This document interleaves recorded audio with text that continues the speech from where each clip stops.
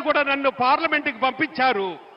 ఆ విధంగా నన్ను పార్లమెంటుకి మన నాయకుడు కేసీఆర్ గారు రెండోసారి మళ్ళా లోకసభ ఫ్లోర్ లీడర్ గా చేయడం జరిగింది. పార్లమెంట్ లో ఎన్నో సమస్యల మీద, తెలంగాణకి రావాల్సినటువంటి నిధుల మీద, తెలంగాణకి రావాల్సినటువంటి ప్రాజెక్టుల మీద, తెలంగాణ రైతుల కష్టాలు, తెలంగాణ ప్రజల కష్టాలు అన్ని కూడా నేను పార్లమెంట్ లో ప్రస్తావించాను. అదేవిధంగా ఎస్సీ ఎస్టీ మైనార్టీలకి రిజర్వేషన్ విషయంలో కూడా పార్లమెంట్ లో మన నాయకుడు కేసీఆర్ గారు సూచనల మేరకు అన్ని విషయాలలో కూడా నేను ప్రస్తావించాను. అయినప్పటికీ కూడా కేంద్ర ప్రభుత్వం మనని, తెలంగాణని చిన్న చూపు చూసింది. 157 మెడికల్ కాలేజు దేశవ్యాప్తంగా ఇస్తే ఒక్క మెడికల్ కాలేజ్ కూడా మనకి ఇవ్వలేదు. మన నాయకుడు కేసీఆర్ కాదు 10 సంవత్సరాలు ఎన్నో లెటర్లు రాశారు. కనీసం మనకి ఒక నవోదయ స్కూల్ కూడా ఇవ్వలేదు. పార్లమెంటు సాక్షిగా ఎన్నోసార్లు పార్లమెంట్ లో మాట్లాడాం. అంతేకాకుండా మనకి తీరని అన్యాయం చేశారు గత 10 సంవత్సరాల నుంచి.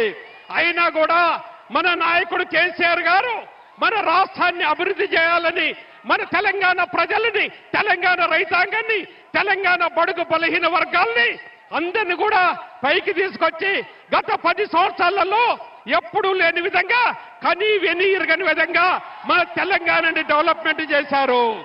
మరి నేను ఒక రైతు బిడ్డగా, చిన్నప్పుడే రైతు కష్టాలు చూసిన వాడిగా, పల్లెటూర్లో పుట్టి పల్లెటూర్లో పెరిగి రైతుగా ఎన్ని కష్టాలుండేయో అసలు రైతు కష్టాలన్నీ కూడా మన నాయకుడు ముఖ్యమంత్రి అయిన తర్వాత 10 సంవత్సరాలలో రైతు కష్టాలన్నీ కూడా తీర్చారు.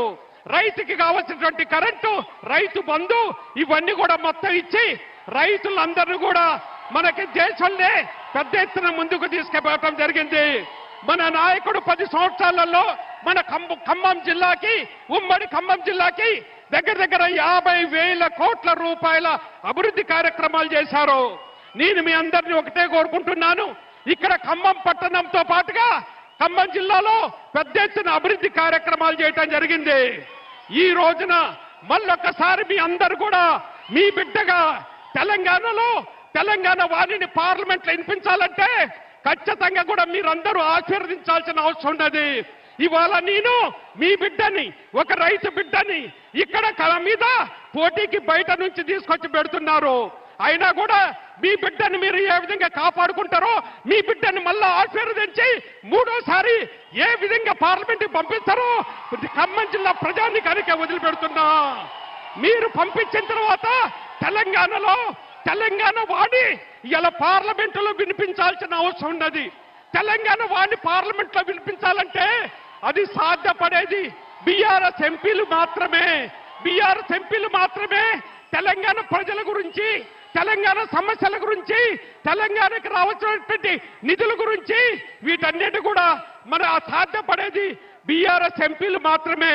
తెలంగాణలో గలమిప్పేది గత 5 సంవత్సరాలలో చూసినట్టయితే ఒక పార్టీ నుంచి 4 ఎంపీలు పోటీ చేశారు, ఇంకో పార్టీ నుంచి 3 ఎంపీలు వచ్చారు, బీజేపీ నుంచి 4 మంది వచ్చారు, కాంగ్రెస్ నుంచి 3 వచ్చారు. గత 5 సంవత్సరాలలో ఏనాడు కూడా తెలంగాణ ప్రజల గురించి కానీ, తెలంగాణ సమస్యల గురించి కానీ, తెలంగాణకు రావాల్సిన నిధుల గురించి కానీ, తెలంగాణ ప్రజల గురించి, ప్రాజెక్టుల గురించి కానీ ఎప్పుడు కూడా వీళ్ళు నోరెత్తలేదు. నేను ఒక రైతు బిడ్డగా మన నాయకుడు వరి పండిస్తే వరి పంటను కొనుక్కుంటే మన నాయకుడు కేసీఆర్ గారు కేంద్రానికి వచ్చినప్పుడు, కేంద్ర ప్రభుత్వంతో మాట్లాడేటప్పుడు దీన్ని పార్లమెంట్ లో లేవనెత్తాను. ఇది ఇక్కడ వచ్చినట్టు ప్రజలందరూ కూడా ఆలకించాల్సిన అవసరం ఉన్నది. నేను ఈ యొక్క 2 పార్టీల వాళ్ళని, ఈ యొక్క కాంగ్రెస్ పార్టీ వాళ్ళని, బీజేపీ పార్టీ వాళ్ళని నేను నోరు తెరిచి అడిగాను. ఇది తెలంగాణ రైతుల సమస్య. తెలంగాణ రైతులు పంటని పండిస్తే కొనట్లేదు, మీరు ఖచ్చితంగా కూడా పార్లమెంట్ లో మాతో పాటు మీరు సపోర్ట్ చేయండి అంటే వీళ్ళు పార్లమెంట్ లో ఏమాత్రం కూడా గొంతెత్తలేదు. చివరిగా మిమ్మల్ని కోరుకునేది ఒకటే, మన నాయకుడు నన్ను ఆశీర్వదించి ఒక ఖమ్మం బిడ్డని మీ ముందుకు తీసుకొచ్చాడు. మీరు ఆశీర్వదించి మళ్ళా మంచి మెజార్టీతోని నన్ను పార్లమెంట్కి పంపించాలని కోరుకుంటూ, నా గుర్తు కారు గుర్తుకు ఓటేయాలని కోరుకుంటూ మీ వద్ద సెలవు తీసుకుంటున్నాను. కేసీఆర్ గారి నాయకత్వం, జై తెలంగాణ. మన పిత తెలంగాణ జాతి పిత కేసీఆర్ గారి నాయకత్వం. ఇప్పుడు పెద్దలు కేసీఆర్ గారు మిమ్మల్ని ఉద్దేశించి ప్రసంగిస్తారు.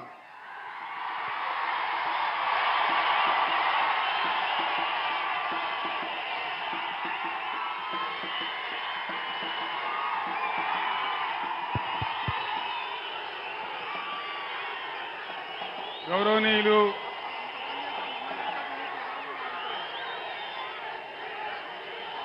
మన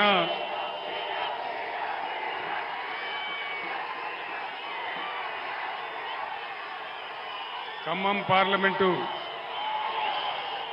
బీఆర్ఎస్ అభ్యర్థి బీఆర్ఎస్ పార్టీ లోకసభ పక్ష నాయకులు గౌరవనీయులు శ్రీ నామా నాగేశ్వరరావు గారు, మరో పార్లమెంట్ సభ్యులు గౌరవనీయులు శ్రీ వద్దిరాజు రవిచంద్ర గారు, మాజీ మంత్రివర్యులు ఖమ్మం అభివృద్ధి ప్రదాత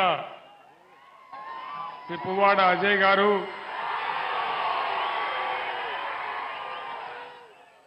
జనగామ ఎమ్మెల్యే శ్రీ పల్లా రాజేశ్వరరెడ్డి గారు,